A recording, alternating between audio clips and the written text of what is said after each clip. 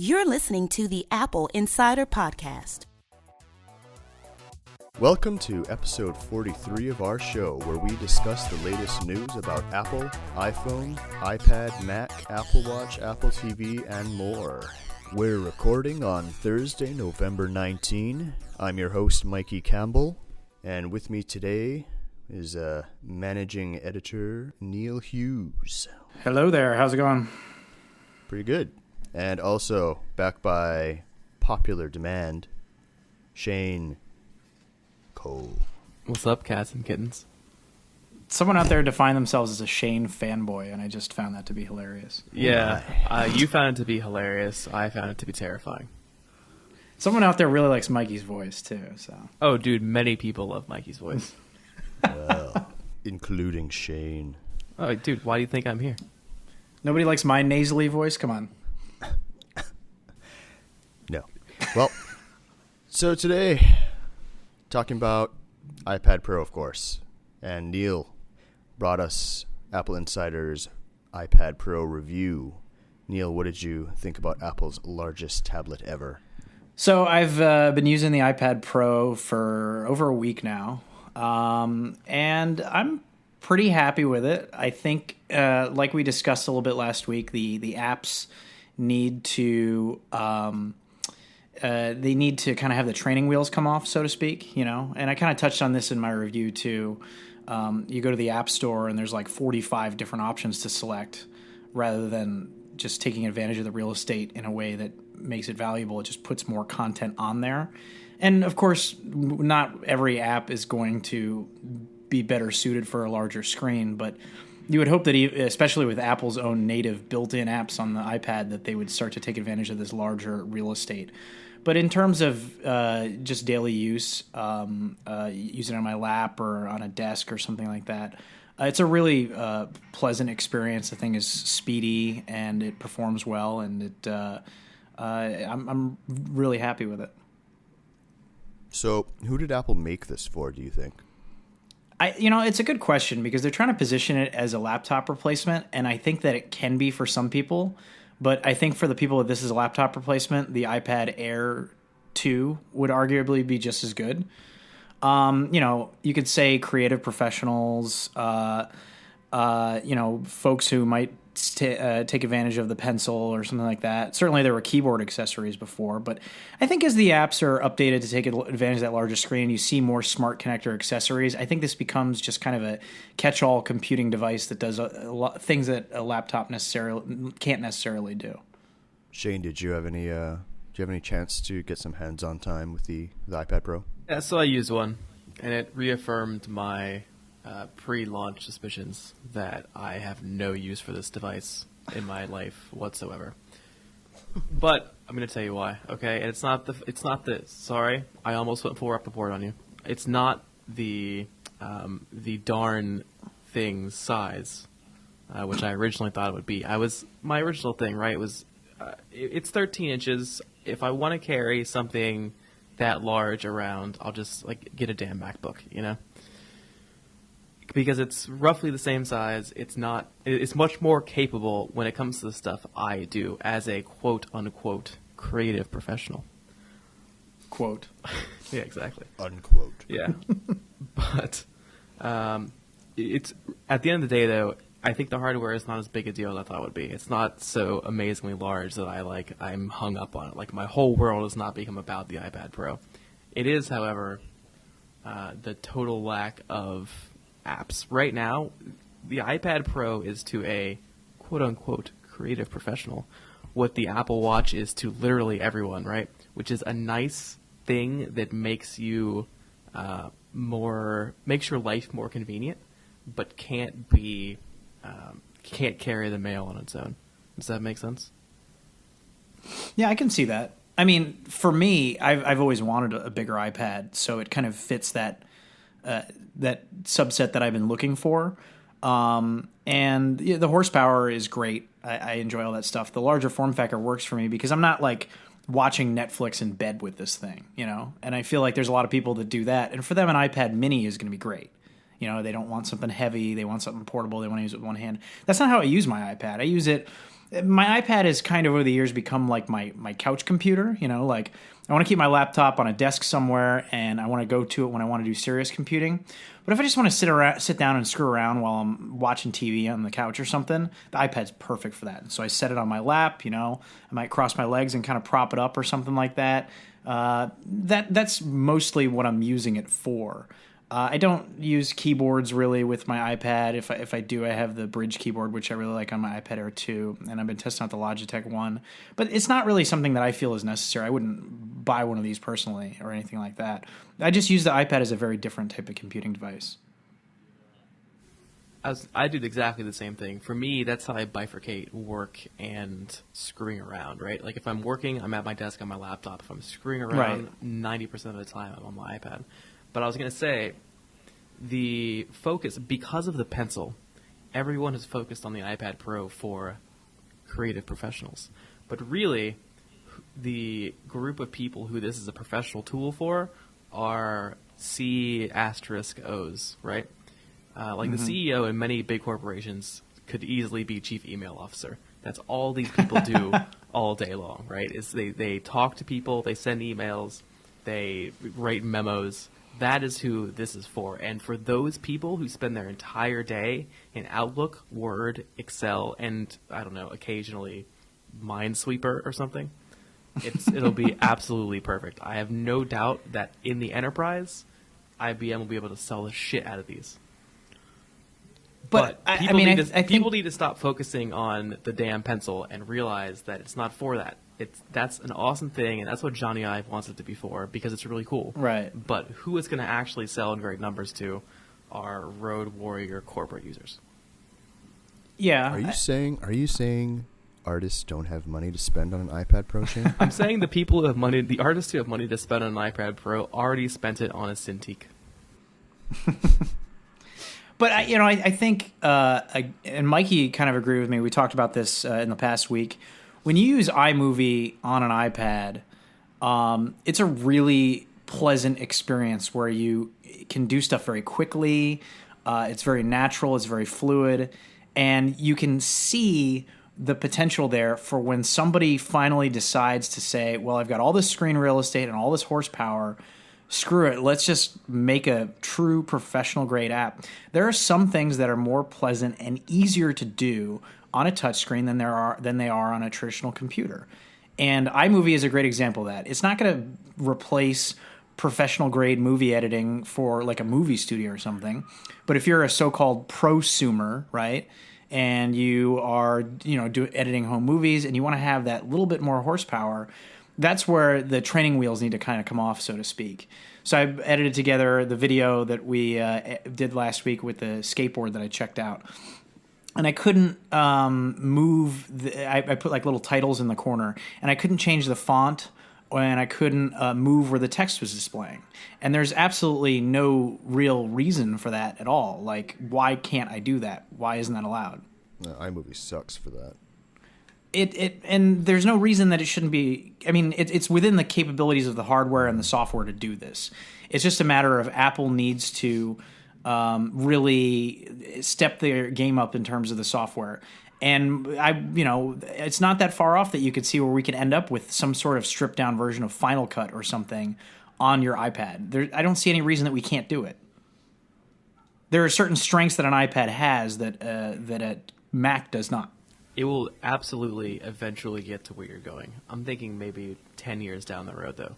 Like the immediate future for the iPad, because see, the reason I say that anyway, I might be a total idiot on this, but there's a whole generation of kids who are growing up with a smartphone as a computer, right? Right. They don't have a computer. I mean, especially, Mikey used to live in Japan. I'm sure you've seen this, right? People don't have home computers.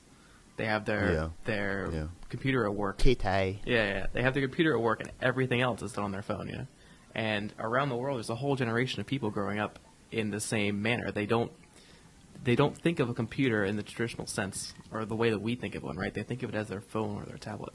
And in 10 years, when that group is literally everyone, that's where you'll be. You'll be in the place where there'll be Final Cut on a touchscreen, and the iPad Air 75 will be the biggest selling computer in the world, I just I think think we're right closer now, than though, that. you know. I think we're closer than that. I don't think it's that far off. And I think when you try out the software that's available, you can see where we're so close, you know? And it doesn't have to be as capable as a Mac, I don't think. It's a matter of convenience and the ease of use that really can take it to the next level. Yeah, I agree. I mean, there's uses where, I mean, with iMovie, it is nice to reach out and touch the clips, so to speak, and kind of, play with it that way. But then, there's those power users who do a lot of word processing and stuff, and that is definitely not something you want to do with a soft keyboard. So I don't know. Yeah, they're going to have to strike some sort of balance in between. I'm not sure how they're going to do that exactly.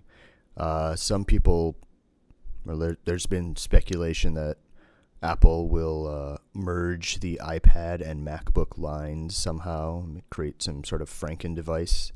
But Tim Cook this week said that will not happen, and they have no plans to do so. Well, so Shane, what do you think? I mean, would a converged iPad/MacBook work? So I've had this argument a lot recently, mostly with Victor. I think the Surface Book is what the MacBook should have been, and I think in the long term we're going to find that the dual OS strategy was not the wrong road per se, but the suboptimal route, I guess. Microsoft took like the long, difficult journey. Like on the road trip across America, they went down through Texas instead of just through the flyover states.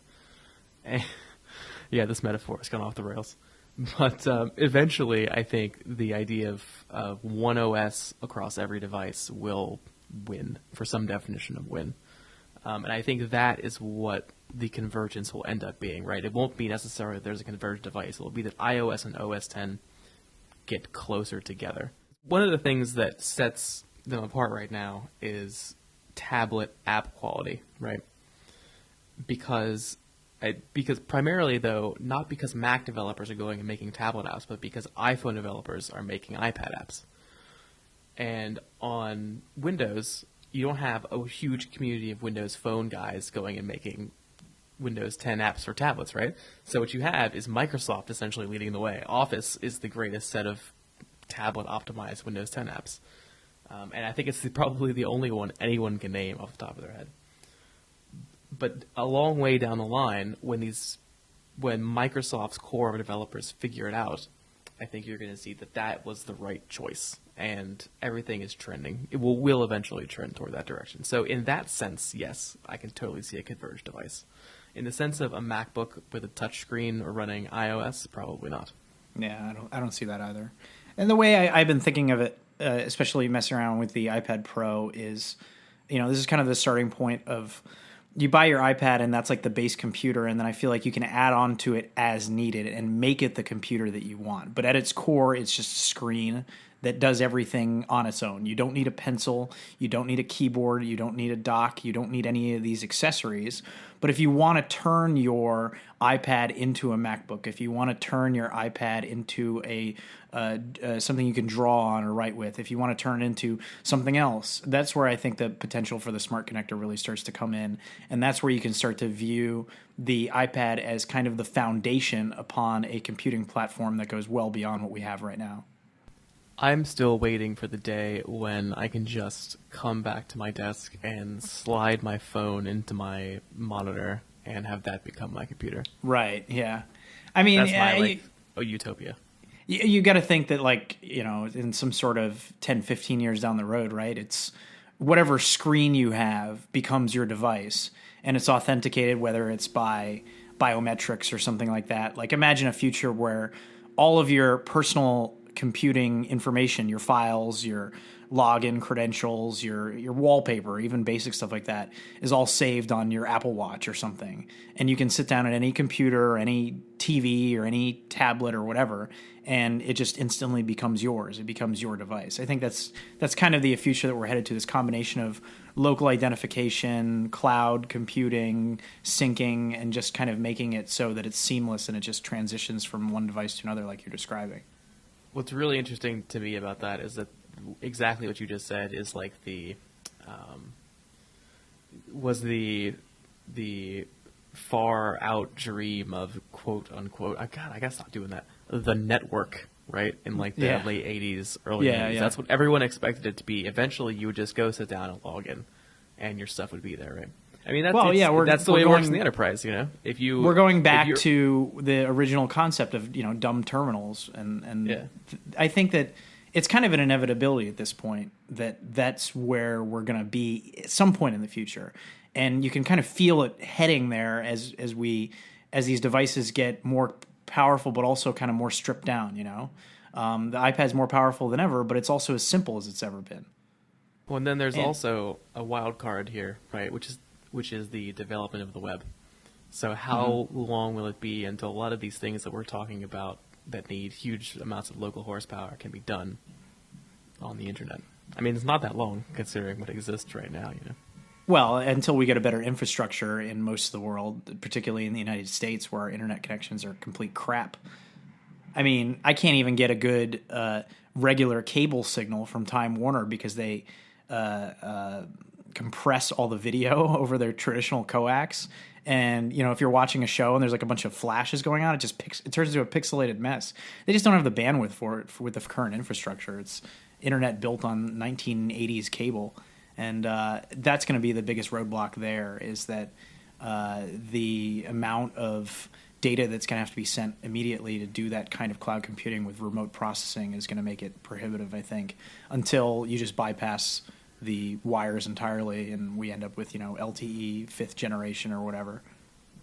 Lasers. Or lasers, yeah. I was gonna say I don't feel your pain as I sit over here with my $25 a month 100 megabit synchronous fiber to the home. It's terrible. How's the picture quality on TV though? Is it okay? Because what all the cable companies in the U.S. have done is to get more bandwidth for internet. They've started compressing it's everything's digital now, digital cable. So they compress all the video, and it looks like crap. So I don't have cable. All I have are the over-the-air channels, one of which, hilariously, is Bloomberg TV. But that looks amazing. Well, over-the-air is awesome. Yeah. Do they have one seg over there? No. No. Oh. Well, never mind then. In other news, relating to the iPad Pro, as we were discussing earlier, what some people are clamoring for because they believe it is the only accessory you should buy for the tablet is Pencil, right? Apple Pencil. Extremely limited availability, slowly trickling out to brick-and-mortar Apple stores in this week. We had a report earlier, I think it was a couple days ago, from esteemed analyst Ming-Chi Kuo. Everyone's right, favorite. Yeah. He was saying that Apple is having severe production issues, especially when it comes to assembling the Apple Pencil. And I believe there was something written today, Neil, about the Apple Pencil teardown. What did you make of that? Yeah, it's a pretty interesting, super compact design. iFixit did their usual disassembly. Couldn't even get inside the thing without taking what looked like a buzzsaw to it to shred the plastic on both sides. And they called it the smallest logic board they've ever seen in a device. It's actually a flex board that's folded in half to fit inside of the pencil.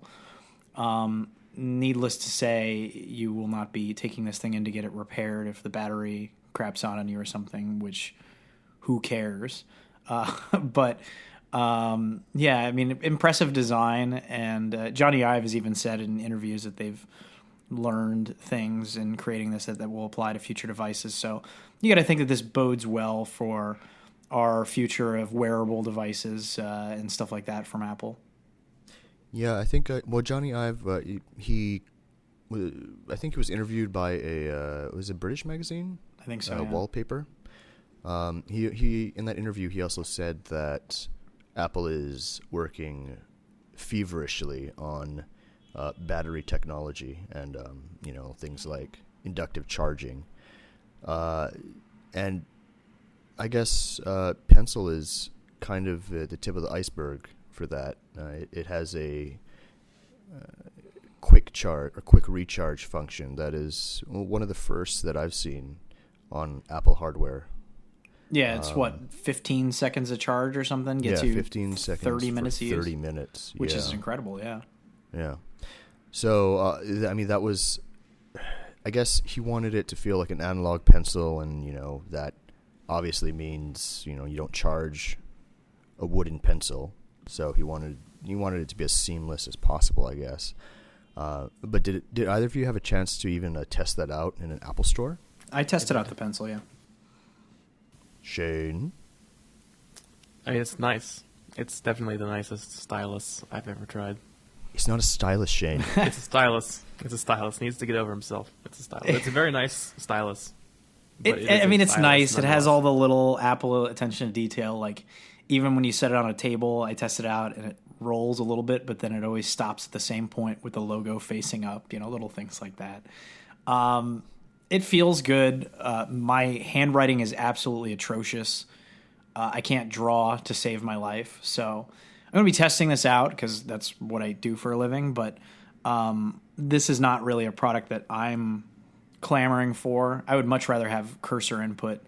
Using my iPad Pro with a keyboard, I found myself constantly reaching down to hit a trackpad that wasn't there.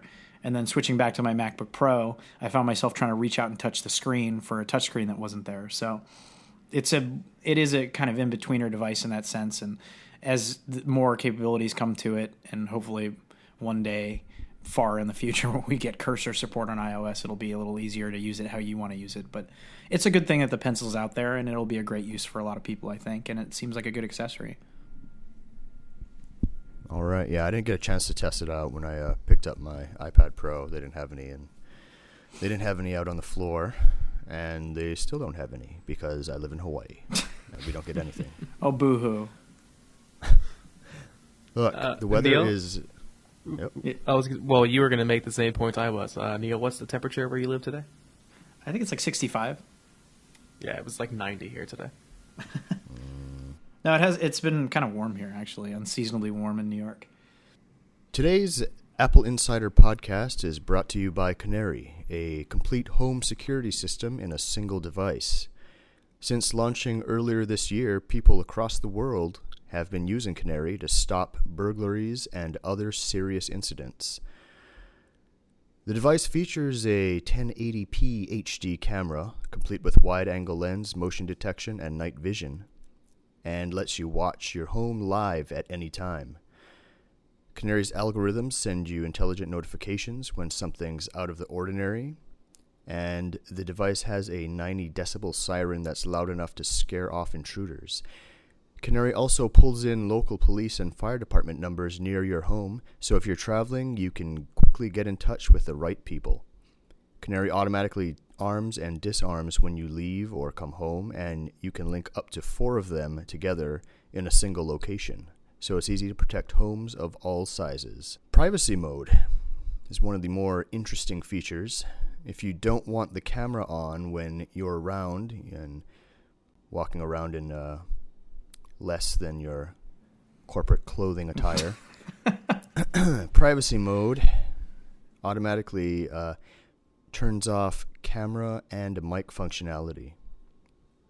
So, start protecting your home with Canary today for just $199.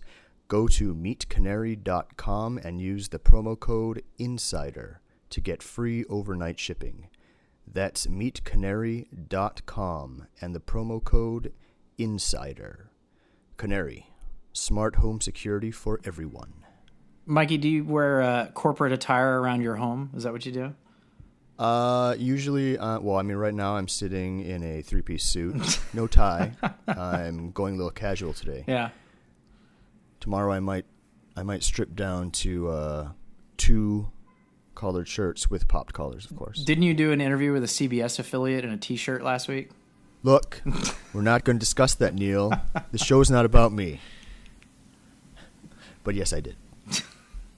Switching gears to iPhone, Apple's revenue driver.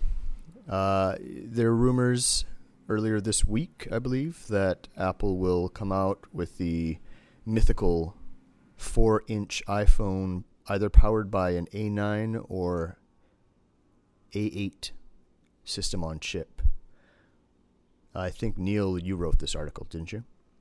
Yeah, there were a couple of competing rumors. Ming-Chi Kuo didn't really cite sources. He just predicted, I think, that it's going to run an A9 chip, which would be the same processor found in the 6S, 2 gigs of RAM, nice and speedy. And then there was another competing rumor that came out and said it's actually going to be an A8, not an A9. I am hesitant to take a side on this one because I was completely wrong in my predictions for what Apple would do with the iPhone 6 once the 6S launched. I was of the belief that they would discontinue the 6 and replace it with a revised 4-inch model with kind of less functionality. And maybe they were considering that, and it's possible that they just kind of saw the numbers of how much they could eat away at Android share by selling a 5-inch, 4.7-inch phone for $100 less or whatever. But yeah, I think when I think about it, the A8 seems to make more sense, right? So imagine a 2016 iPhone refresh. You have a brand new iPhone 7, new design, stands out from the rest of the lineup, looks different, does something amazing, who knows. You have the 6S at $100 on contract, $550 without a contract. And then you have the same components from the 6 crammed into a 4-inch phone running an A8 processor rather than an A9. And then your top-of-the-line iPhone 7 would have an A10. So that seems to make the most sense to me if it's going to be the new free on-contract phone for the 4-inch model. It wouldn't make much sense to me to have it running the same processor as the 6S, which would presumably be staying in the lineup. First, let me say that I was impressed you were able to write that article with the throbbing erection you surely had. It was difficult, I heard. I can't buy that hard. phone, though, man. Like, I got an A9 now and a 6S. I'm not going to downgrade to a 4-inch phone with a slower processor. Well, I mean, would it really knock performance that much? I mean, the screen is so much smaller. So, I mean, it could be a redesigned A8 that maybe doesn't focus so much on graphics. Maybe, but maybe throws out one of the GPU cores. Let's say everything's the same, okay? Everything's the same as the iPhone 6, and I have a 6S now. So then presumably I lose 4K video.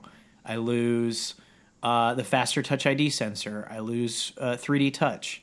You know? You can't go back if they're going to make the 4-inch phone gimped.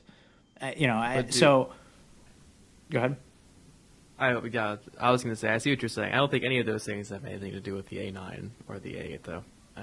I do think that there's an argument that it could be the A9, primarily just for simplicity's sake. Maybe they're binning parts, and the binned A9s get into the smaller, cheaper phone. Could be, yeah. So. If I could get all of the functionality of the 6S in a 4-inch phone, I would take it. But I'm not going to go backwards. Yeah. For me, I think that it's probably 6 of one, half dozen of the other between the A8 and the A9. The real question, if they did come out with a new 4-inch phone, for me, would be, will it have NFC and Apple Pay? I have to believe yes. You would hope, yeah. Yeah, I would think so. Although, they could make it like the iPad.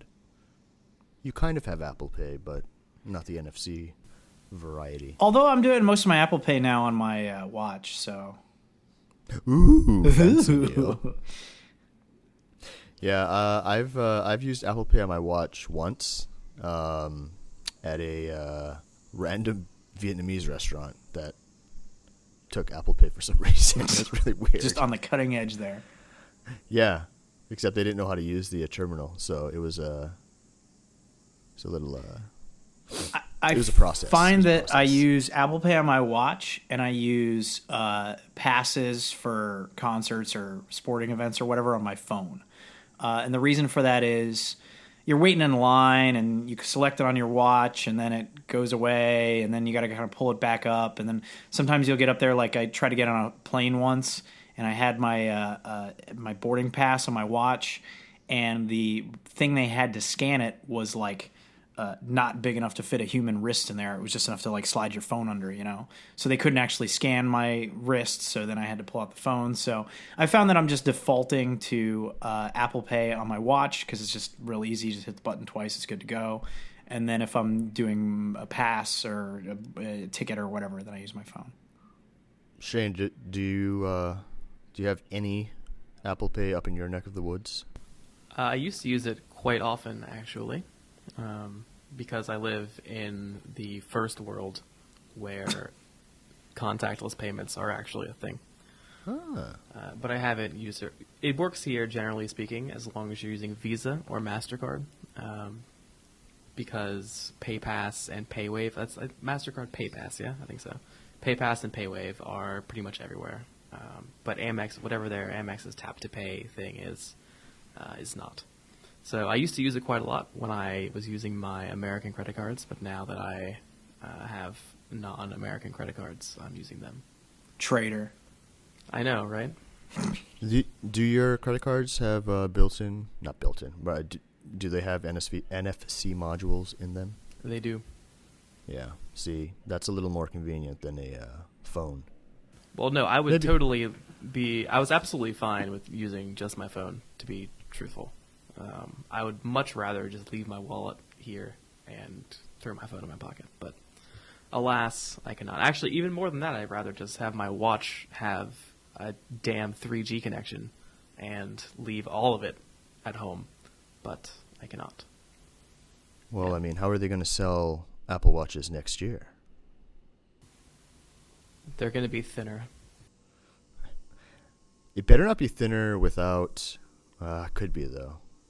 Yeah, it'll be thinner, but comparable performance. And then we'll wait yet another year for more autonomy in cellular radio.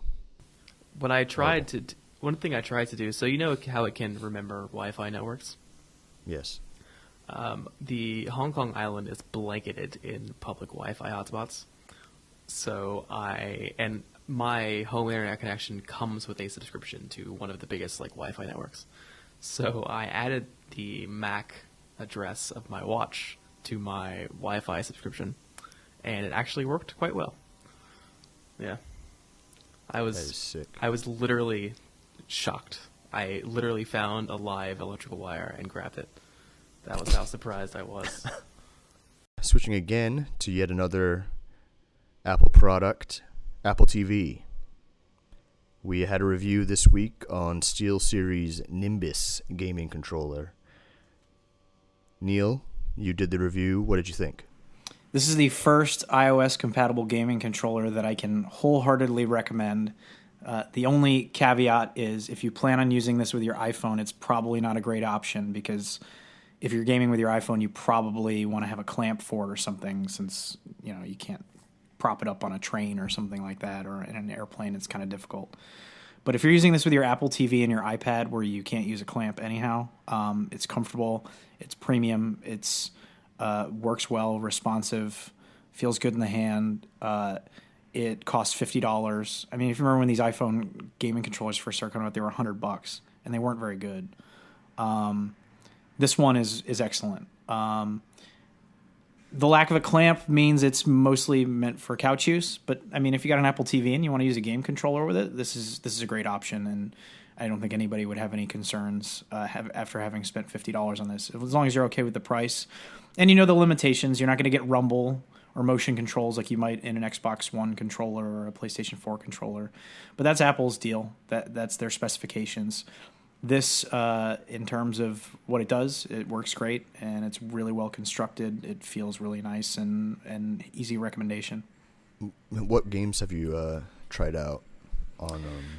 Did you do a lot of gaming on TV? I've tested out the controllers and tested out the games. The options on there are a little limited right now. I did the Asphalt 8 racing game, which is cool.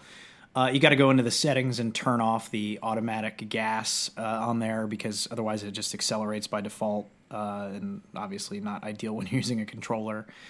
Even games that aren't designed for the controller that use the Siri touchpad Siri remote touchpad will work fine with the controller. Like, for example, Crossy Road. It just emulates your swipes when you use the joystick, so you can actually control the game that way, and it works. Geometry Wars 3 is great, and I've talked about that one before, where it does kind of the cross-platform syncing from iOS to Apple TV and that kind of stuff. One problem I do have is, for some reason, the sticks are flipped on the controllers for Geometry Wars. So traditionally, you would move the character with the left stick and shoot with the right stick. For some reason, Activision has it so that you move with the right stick and shoot with the left stick. I wish you could go in and change that in the controls. You can change it on the iPhone version, but not on the Apple TV version. So that's one of those things that they can fix with an update or whatever. But I've done a fair amount of gaming, I guess, on the Apple TV, and overall the experience is pretty good. Mr. Crab is another one that isn't designed for a controller, but it works because you just basically press the button to jump, and that's all you need to do. So, there's a few options on there. They're pretty basic games, but it's not bad. And I imagine it's just going to get better at this point. Plenty of great iPhone games that use controllers that just need to be ported over to tvOS. So it's just a matter of time. You heard it here first, folks. The $50 SteelSeries Nimbus is great for playing Mr. Crab. The only way. Mr. Crab is not designed for the controller, but it does work with the controller. I have no idea what Mr. Press Crab that A is, button. But based solely it's a on the game name, where you just tap the screen to jump, and that's all it is. So it's Flappy Crab. It's a little more nuanced than Flappy See, Bird. It's actually a fun game. Before you said that, in my brain, it was like a side-scrolling crab RPG. Because Mr. Crab sideways, get it? was free a couple years ago on the App Store. My wife downloaded it and played it so much on the train that she gave herself like a callus and like a cramp on a finger because of the way she was holding her phone playing the game. So it is addicting. Wow. Would you say she was holding it in a claw-like manner?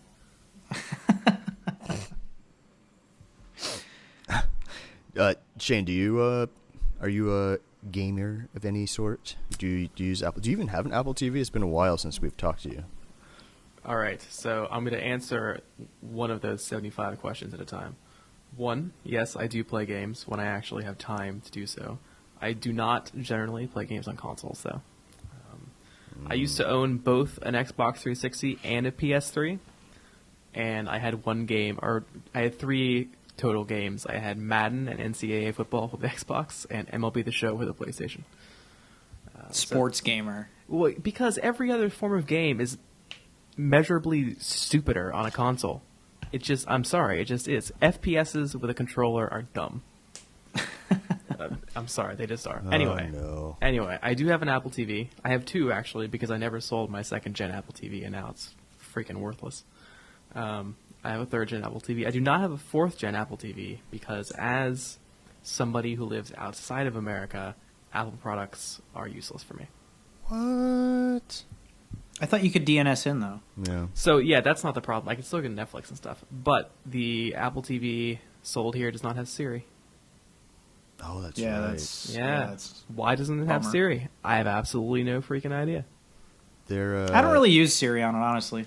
What? It's the principle of the thing. I don't watch movies very much. You don't check sports scores or the weather? I don't have the time to watch a lot of movies or TV shows, and a lot of times what I'm watching is recorded from cable or something like that.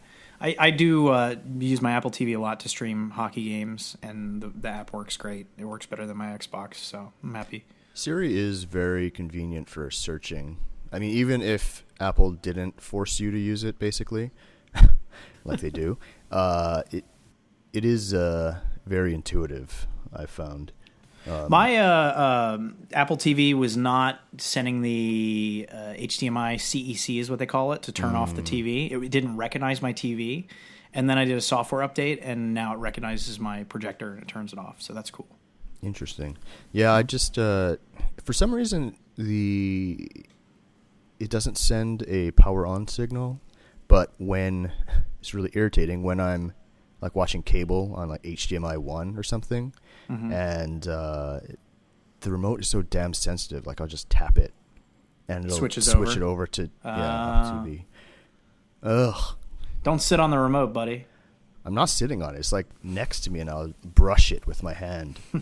So I'm going to reveal to you how lame I am right now. I would absolutely, even without Siri, I would buy an Apple TV if there was a BBC app for it. There is. There's an iPlayer app for it? Seriously? There will be. There will be. Well, there will be. Yeah, there's not yet. Yeah. So I'm waiting to have someone smuggle me one when they come back from the States. But anyway, because my wife and I have a new obsession because we're both 30 now and thus old, which is the Great British Bake Off.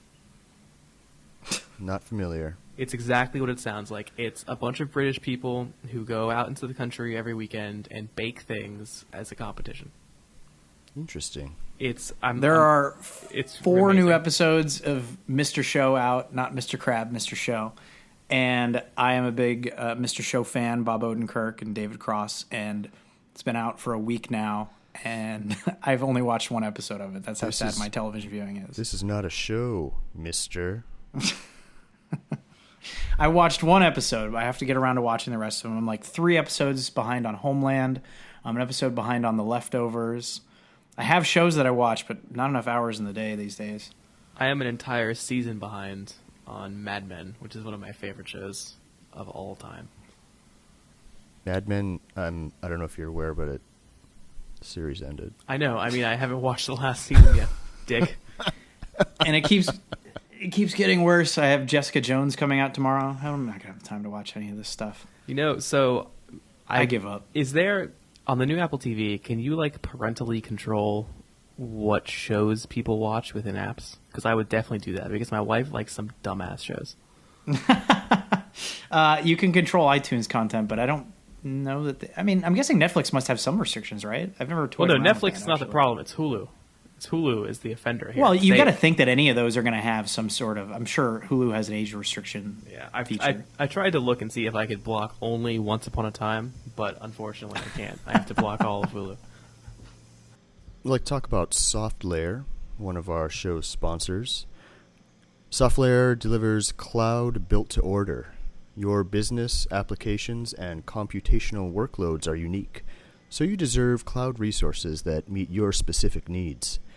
SoftLayer is one of the only cloud providers that provisions dedicated servers and virtual servers from a single seamless platform. All on demand, all connected to the same open API, all connected to a global private network, allowing you to scale your workloads up and down quickly and have ample space for storage-intensive tasks. SoftLayer is an IBM company. In fact, IBM uses SoftLayer as its cloud infrastructure foundation for all IBM cloud products and services. Even if you're not looking for infrastructure, you can benefit from SoftLayer when you use platform or software services for IBM Cloud. All of our listeners have the opportunity to get $500 off. What? Hold on. My cat is attacking my computer. All of our listeners have the opportunity to get $500 of cloud infrastructure by visiting softlayer.com/podcast. You can order bare metal servers, virtual servers, storage, networking, and security servers from your choice of data center. SoftLayer has 24 data centers around the world, and all of those servers and services are connected to SoftLayer's unique network of networks which separate public, private, and management traffic, ensuring that traffic to and from your cloud infrastructure travels more efficiently. You can automate and control your cloud infrastructure with a granular API or in the easy-to-use SoftLayer customer portal. Visit softlayer.com/podcast with a capital P to get started with your $500 off servers, storage, network, and security on a cloud built to order from SoftLayer. All right. That is a horrible piece of copy. All right, let's see. Let's leave that. Let's leave that in the podcast. Okay, so one of the more highly anticipated Apple accessories finally came out this week. The Apple Watch dock, or I believe they're calling it the magnetic charging dock, will be available in stores, or is available in stores right now. I'm not sure if Neil, did you get a chance to see any of these in person? I know they're not shipping yet. Well, at least they just showed up in stores and online this week. Some stores, and as somebody who likes docks, this one doesn't really. It looks ridiculous. Excite me. Yeah, it's like a little puck with a lightning female connector on one side that you would plug a cable to, and then the magnetic round part of it is in the center of it, and it can lay flat in the puck, or it can pop out to allow you to use the watch in nightstand mode. So, I mean, it's cool. Is it though? I need to see one in person before I pass final judgment. But I had the following questions. 1, why is there the little rim around the edge? 2, why does it look like a pillow? 3, why is the thing in the middle stainless steel? 4, why does it look like a pillow? I think we know who designed this, right, Shane? Yeah, Mikey and I were talking about this, Neil, while you were, I don't know what you were doing, striking with fast food workers or something. Mm-hmm. And our theory is that Mark Newson designed this because he is on a jihad against flat surfaces. I posited that if Mark Newson I think he's married, if he got divorced and then married Zaha Hadid and they designed a house together, there would not be a single flat surface anywhere. They would go to get on the bed and they just roll off, and they continue rolling until they reach the lowest point of the surely curving floor. Speaking of curvy things, yes, Osmo. Neil, what is Osmo, and why should I care? So just arrived in the mail today from DJI, the company best known for their drones. They have a new camera system out. There's a swappable lens format that they have. What is it called? You guys remember the name of it? no. Well, anyhow, they have a swappable lens that they created with a gimbal for their high-end drones. So not the Phantom drones. It's called the ZenMuse, are the names of it. So there's X3, X5, and X5R. So they offer different capabilities. They all record 4K, but larger lenses, different sensor size, that kind of stuff, right? So you can swap these lenses, and they're compatible with the high-end DJI Inspire drones, but they're also compatible with this new product called the Osmo. So the Osmo is like a camera on a stick with a gimbal, and it's a small little, the swappable lens up top, kind of, it's like smaller than a GoPro essentially. And it's got a really nice metal iPhone clamp on the left side, and so your iPhone connects to the Osmo, and it acts as the viewfinder for this really smooth, nice gimbal. So just got it in the mail today. I'll be working on my review over the next couple weeks. Don't want to pass too much judgment on anything just yet. But immediate out of the box, very impressive hardware, really nicely constructed. I really like the arm that holds the iPhone securely. It's a cool design. It all folds up to be really compact, which is something that's really appealing to me. And the quality looked good from how I messed around a little bit. It uses a Wi-Fi connection, not Lightning. which has its trade-offs. You don't need a cable or to plug anything in. I did find that with the DJI Phantom drones, it was a much better experience when I could just plug in a lightning cable, didn't have to worry about connecting to the Wi-Fi. But it was minimal lag, that sort of stuff when you're shooting. But yeah, so basically your iPhone acts as the controller, adjusting the settings on the camera and as the viewfinder. And the design of it, the hardware just feels really nice in the hand. It's really well constructed. Awesome. So just to be clear, it has its own camera sensor, or is it using the iPhone's sensor? No, it's its own camera sensor on a gimbal, and then the iPhone just connects to it and serves as a viewfinder. So the camera connects over Wi-Fi, a shared Wi-Fi network, to your iPhone, and then your iPhone lets you shows you what the camera is seeing as you're shooting, essentially. And so then you can swap the lenses. So you can get these DJI Zen Muse lenses, and if you get a higher end one, it comes with the X3 or whatever by default, the one that's on it. But then you can swap them out and get higher quality ones. But it's got a built-in micro SD card and reader and physical controls on it, so you can tilt and pan the camera as needed. And then there's a lock button on the front, so you can lock at a certain angle while you're shooting and stuff like that, move the camera up and down, and it fixes on a certain point.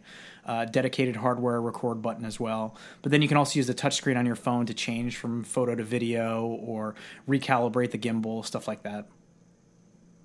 So it comes with its own app then, obviously. Yeah, it uses the same DJI Go app that powers the Phantom drones as well, and Inspire. So all their drones and then now this camera all connect to the same app. Nice. Yeah, it's an interesting product, and it's not quite a GoPro competitor, but it's going after some of the same market segment that would want a GoPro. Especially, I think the biggest knock on GoPro now is just the shakiness of the footage. And GoPro obviously doesn't sell any sort of a gimbal, so the fact that this is an all-in-one kit with a gimbal, and you could use it for some of the same, because it's so portable, you could use it for some of the same capabilities as a GoPro. It obviously doesn't have the same, waterproofness, durability of a GoPro, but I think that they overlap markets a little bit here, and you can kind of see where DJI is starting to go after GoPro, especially with GoPro planning to launch their own drone to compete with the Phantoms and stuff next year. So that market space is really heating up, and DJI is really doing some cool stuff at the moment. I'm excited to see and test out this product and see how good it is. So the camera on the thing only points forward, right? Well, I mean, yeah, you can change the angle on it, so you can point it up or down, and then you hold it in your hand. It's a one-hand grip with a gimbal on the end. I think based on Mikey's chortle, he knows where I'm going with this. Okay. Going to take that on vacation with you? And yeah, I was going to say it would really help that British guy who filmed this entire Vegas vacation with the GoPro facing the wrong direction. Oh, yeah. Yeah, that was a funny video. Yeah, it seems pretty smooth from, just testing out real quick in my apartment, just kind of panning back and forth and seeing how the footage looks. It's about what you expect from a gimbal, pretty cool. You can shoot. Go running with it? I don't think I'll do something that's going to, at least put it to the test, yeah. You can shoot a shot-for-shot remake of The Bourne Identity and see if you can make the footage even shakier. Well, that's the point. It doesn't shake. You would want to get it with a GoPro if you wanted to get it real shaky. That's valid. Or just introduce it in post, like well, they shot they that. did. I was gonna say, yeah, they shot that with a Steadicam, and it still gave me nausea watching it. But yeah, I love these ultra portable camera kits. If you're looking to shoot video, and you're an iPhone user, and you want to get something a little more stable than you can get with a GoPro, and of course you have the funds. How much does this thing cost? I mean, it's not cheap. $649 plus the cost of an iPhone. $649. Well, yeah. Have you seen how much a gimbal costs? Are you shitting me? I am not. But have you seen how much a gimbal costs? Get Yeah, yourself a decent iPhone gimbal or a GoPro gimbal, you're gonna spend $400 at least. Plus, you get a camera with this one. Yeah. Wow. No, it's actually not a bad price when you see what's on the market. It's just it's appealing for high end people looking to do higher end video than just shooting on their iPhone or whatever. All right. Yeah. I'll take your word for it. I mean, yeah, I've seen. I mean, there are more people experimenting with the iPhone as a like an indie rig, I suppose. Yeah, I don't know. I've looked into some of the better reviewed iPhone / GoPro gimbals that you can buy at like B&H. And if you want to get something decent, like battery powered like this is, where you can program the weight of the iPhone so it can balance and all the stuff that it needs to do. It's a lot of high-end processing that needs to go into these things. The cheapest you're going to get one for is like $350. And that's for like the absolute cheapest one that actually works with an iPhone. So this is one that doesn't use your iPhone camera. It has its own camera and gimbal and all that, and it connects to your iPhone so you can transfer the video and you can, do all the kind of stuff you would want to do with it wirelessly. And if you had a new iPad Pro, it shoots 4K. The iPad Pro can edit 4K video, so use for iMovie there. Can the iPhone 6s edit 4K as well? Yeah, if you have the iPhone 6s, yep. I wonder how much time you're going to get as far as footage recording. You mean the battery uptime? No, storage. Space. Oh, space with 4K. They shipped it to me with a 16 gig card. I don't know I thought so it doesn't. Yeah, I thought it records on iPhone. No. So it records it locally, just like DJI. So they're just using their camera technology that they've pioneered in their drones. So their drones have these same gimbals that get that super smooth footage when it's flying around. So basically what they did was they just took all the technology that they've done on that end and said, well, let's just make a handheld camera with it. Or they took the rotors off their drone. A little smaller than their drones. That's the main knock I have against any of these DJI drones is just the size of them, If you want to bring it anywhere, forget it. Yeah. Well, at least they're not as big as their Hexawing or Octawing. Those things are massive, yeah. They're impressive, too, though. I went to their event here in New York earlier this year, and people were slapping, giant DSLRs on there, big Nikon with a huge lens on it, and a gimbal, and it's carrying all that around to get this absolutely stunning footage from the sky. It's really cool. I don't have a drone. But if I did, it would be the one that I saw the other day. Not the other day. This is like 5 months ago. That I sent you a picture of that has an emergency parachute on it. So when you inevitably screw up the piloting, you just trigger the parachute. Yeah. It floats gently down. Or theoretically, it floats gently down. It was made in China, so I don't know. Yeah, in theory. And that does it for this episode of the Apple Insider podcast. Again, thanks to Neil and Shane for coming on. Neil, where can our stalkers / listeners find you on the internet? You can obviously read me at Apple Insider, and I am on Twitter at ThisIsNeil. And Shane, your considerable fan base can find you where? I don't know that I want to tell them where they can find me. They'll find you anyway, just, Well, you can just assume wherever Neil is, I'm not far behind. Indeed. So find him and then go from there. And I am Mikey Campbell. I can be found at Mikey Campbell 81 on the Twitter machine and AppleInsider.com. And next week, Victor will be back with more quips and glib comments. Until then, good day. This episode was brought to you by Canary, a complete home security system in a single device. When Canary detects something out of the ordinary, it sends intelligent notifications with HD video straight to your phone. Canary puts you in control during an emergency. Through the Canary app, you can watch live footage, sound a built-in siren, or connect with police near your home. Start protecting your home with Canary today for just $199. Go to meetcanary.com and use the promo code INSIDER to get free overnight shipping.